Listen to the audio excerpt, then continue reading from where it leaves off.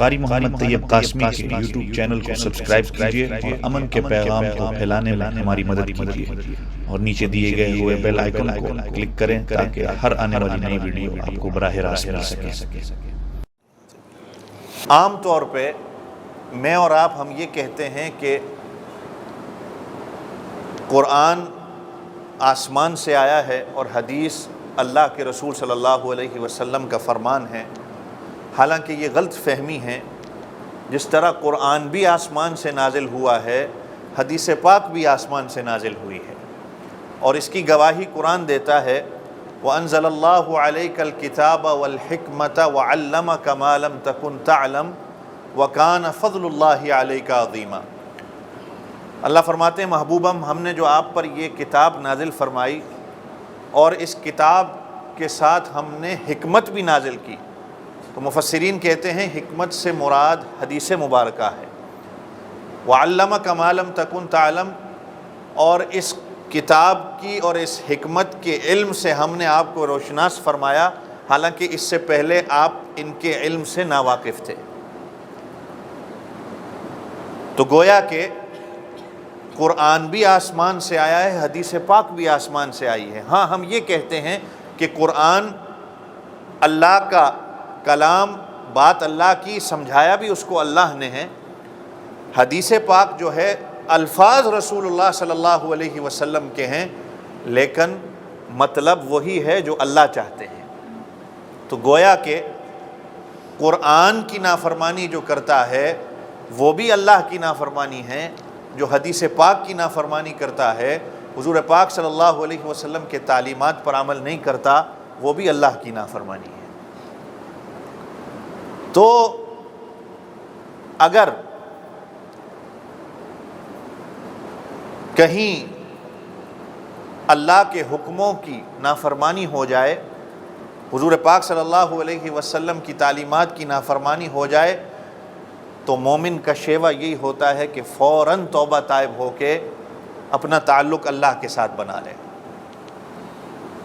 نیک بننے کا طریقہ ہی یہی ہے کہ جہاں گناہ سرزد ہو جائے وہاں انسان توبہ تائب ہو جائے، اور شیطان کے بہکاوے میں نہ آئے۔ بزرگان دین نے لکھا ہے کہ یہ شیطان کی طرف سے ہمیں جو اس کے داؤ ہمارے اوپر چلتے ہیں، اس کو بزرگان دین نے کہا ہے کہ یہ نورانی پٹی ہے جو شیطان کی طرف سے چلتی ہے۔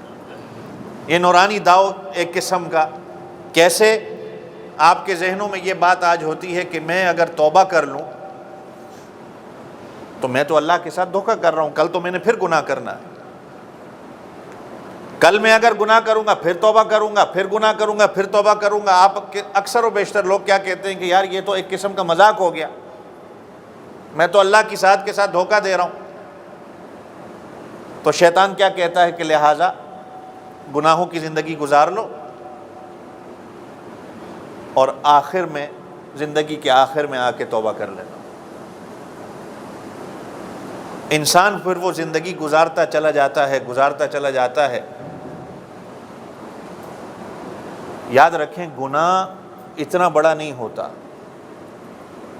لیکن اس گناہ پر تکبر کرنا اور اس پر ڈٹنا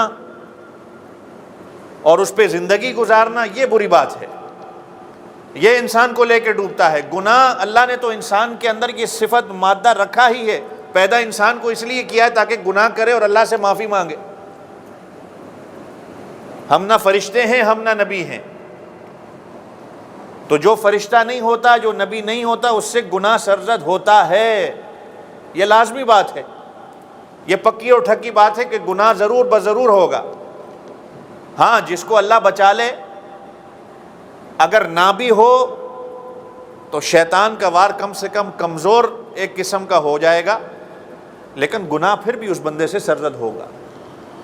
کوئی بندہ ایسا نہیں ہے کہ جو گناہ سے خالی نہ ہو، چاہے وہ اللہ کا ولی ہے، لیکن یہ ہے کہ وہ ایک پروسیس سے گزرتا ہے۔ وہ کسی نے انگلش میں کہا نا کہ every saint has a past and every sinner has a future. ہر ولی کا ایک گزرا ہوا کل ہوتا ہے، اور ہر گناہ کرنے والے کا ایک فیوچر ہوتا ہے۔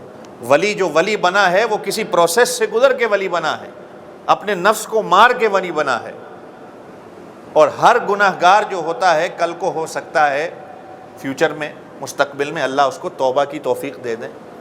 اس لیے تو ہمارے بزرگان دین کہتے تھے کہ کسی کو برا نہ سمجھو،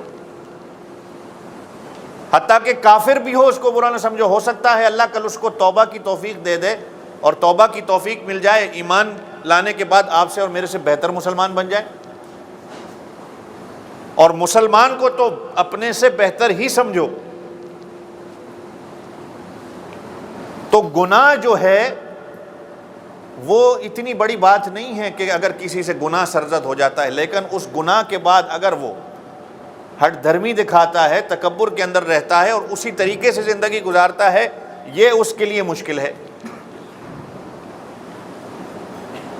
توبہ تائب ہو جائے گناہ کے فوراً بعد، مومن کا شیوا یہ ہے۔ حدیث پاک میں آتا ہے کہ مومن جب گناہ کرتا ہے تو وہ گناہ اس کے اوپر اس طرح ہوتا ہے جس طرح اس کے اوپر ایک پہاڑ آ گیا ہے۔ ندامت، پشیمانی اگر آپ کے اندر یہ ہے تو کہیں نہ کہیں آپ کے ایمان ابھی بھی سلامت ہے، کہ گناہ کرنے کے بعد اس کو کہیں نہ کہیں ندامت اور پشیمانی ہوتی ہے، ایک پہاڑ اس کے اوپر ہوتا ہے کہ یار میں نے یہ گناہ کر لیا ہے، کل کو میں نے اللہ کو جواب دینا ہے۔ اور منافق، فاسق، حدیث پاک میں آتا ہے جب وہ گناہ کرتا ہے تو گویا اس طرح ہے کہ جس طرح اس کے کان میں مکھی بیٹھتی ہے وہ اس کو اڑا دیتا ہے، اس کو فرق نہیں پڑتا۔ تو اس کا فرق محسوس کر لیں۔